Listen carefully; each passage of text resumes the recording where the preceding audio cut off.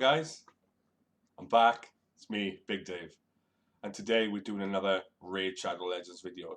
And specifically, we're doing Finite 25 in around 2 minutes with the comp that I use on a daily basis. So I'll get into the run. I'll explain everything after the video, go over the gear, go over the presets, reasons why I haven't been around, and then yeah, we'll get into the video, and I'll catch you guys on the other side. So enjoy.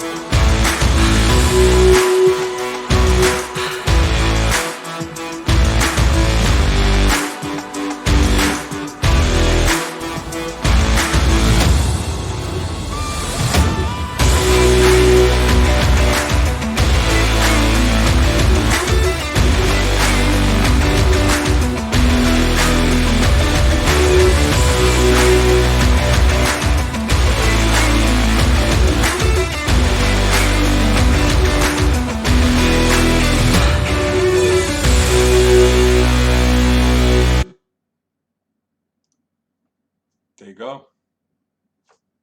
There you go. What more do I need to say? Right, I'll go over the gear, and then I'll go over the presets, guys. Okay, so let's go to the video. Right, just pull up the game. So right, so go to the champs. So we'll start with Hundig. We'll start with Ninja.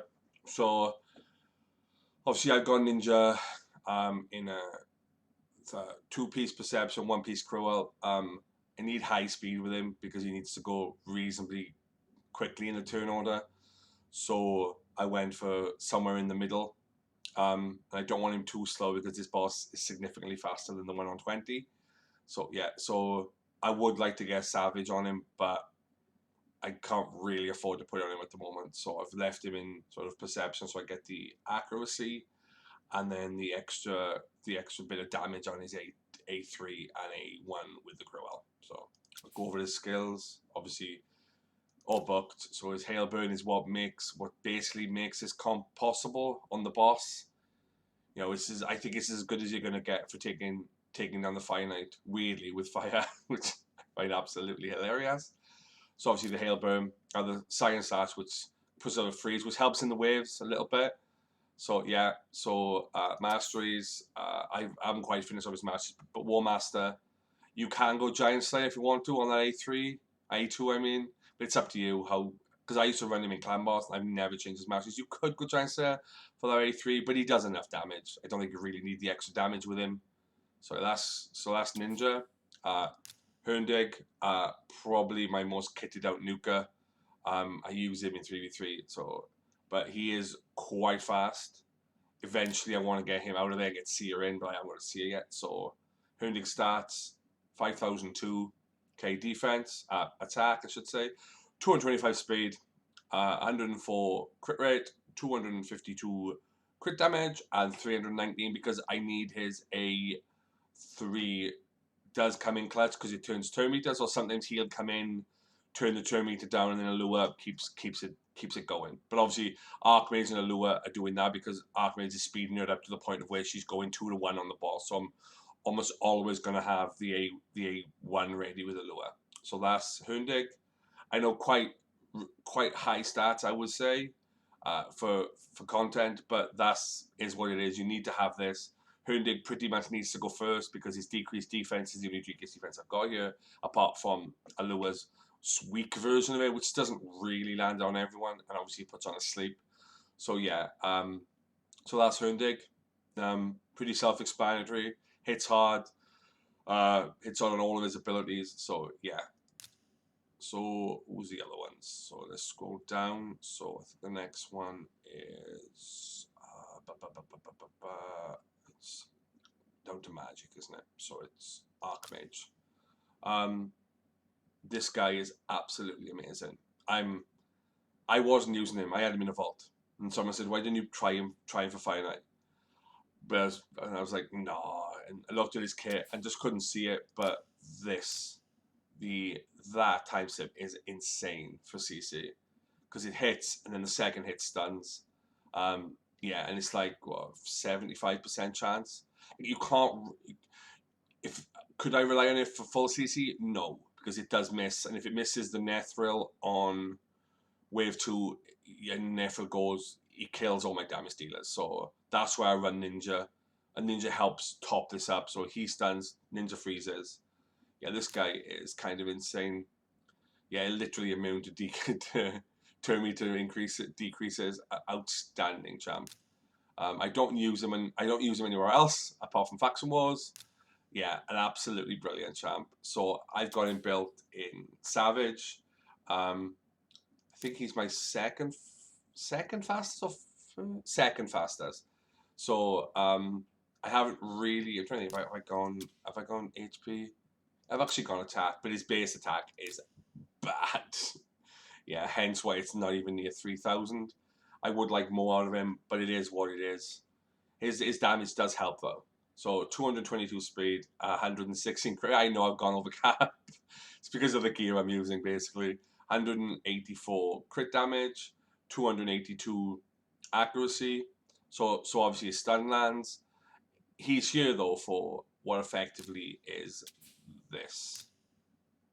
This is insane. Now theoretically, if I run him about 280, I could keep this up constantly and run everyone without crit rate, but it's I can't get in that high. And I kind of like this ability just to top up on the damage, so it does really, really help. So yeah, so that's Archmage. Who's the other? Oh, let me go back. Sorry. So that's Archmage.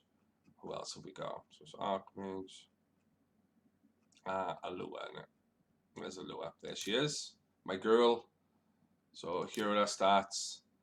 So 3,300 attack, which is reasonably good for she has got quite high base, but I couldn't get that much attack on her. I'd like that to be more like 4,000, 5,000 even, but to try and get that speed with that attack is almost impossible for me at the moment. That's why I'm working on Great Hall to get that higher. So crit rate's good. Crit damage is reasonable. Like that A2 does do a bit of damage. It helps. Obviously, 374 accuracy, so an A1 lands, and our A2 as well. So yeah, and then the man. Which one do I use? Is this one?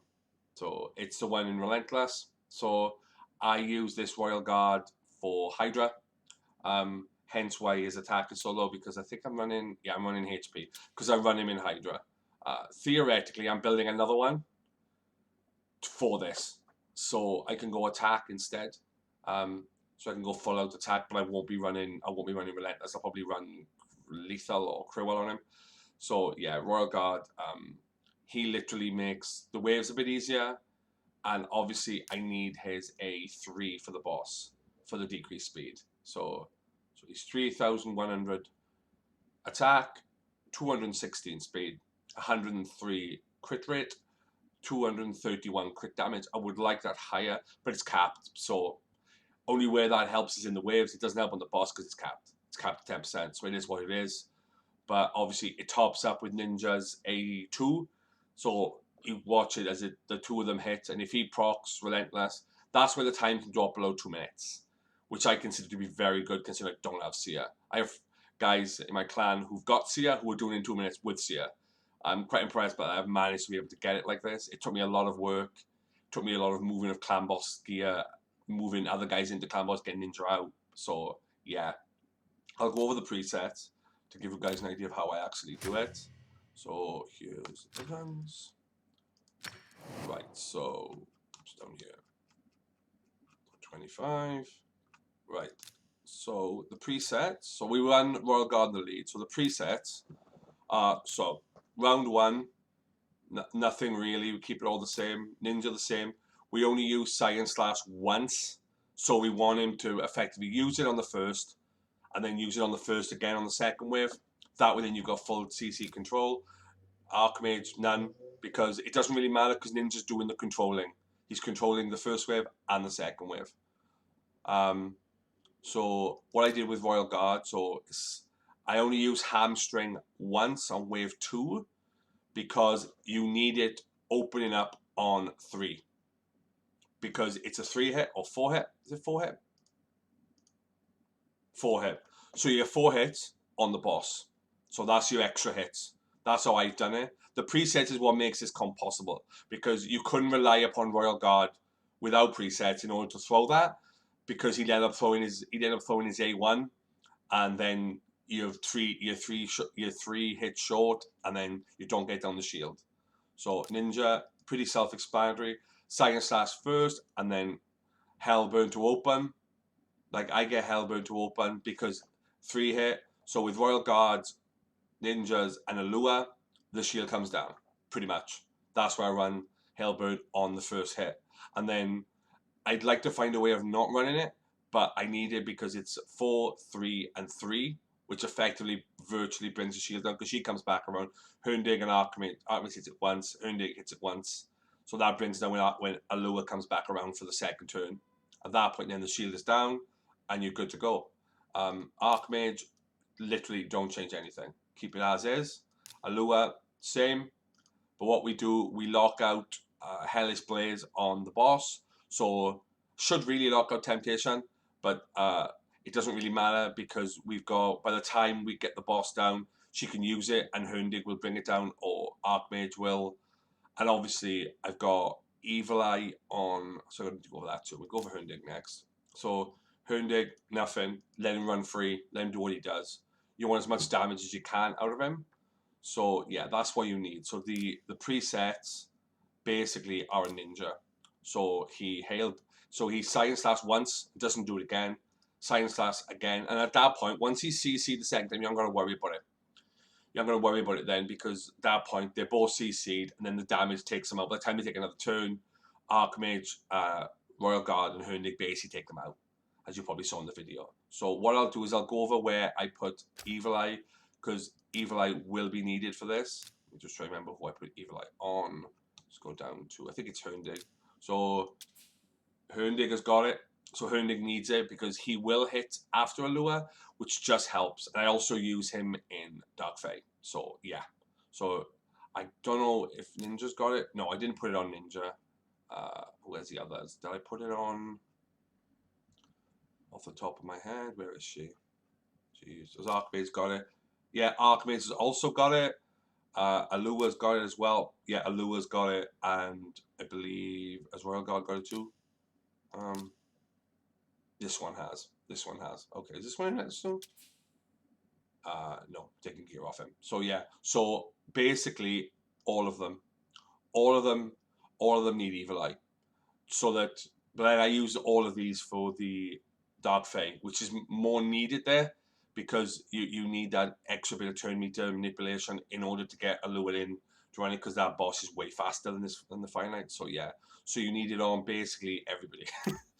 So yeah, what I would suggest if you wanted to replace anybody here, I would say you could use Trunder instead of Hundig. You could use Hairfrag instead of Hundig, but Hundig's A3 does help you. But any damage dealer, I used to run Big Gun instead of Ymir, but Big Gun is way slower, and his turn meter manipulations on like a 5 turn cooldown, which takes too long to come around. But he does help more in the waves. So you could use Big Gun here. But yeah, this comp is very, very, very specific. So yeah.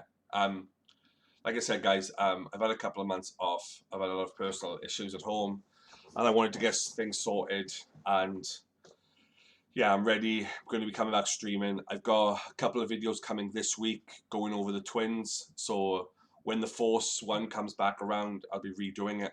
So yeah, I'll leave all the links to my Discord, my Twitch. I will be getting back and streaming probably at some point next week.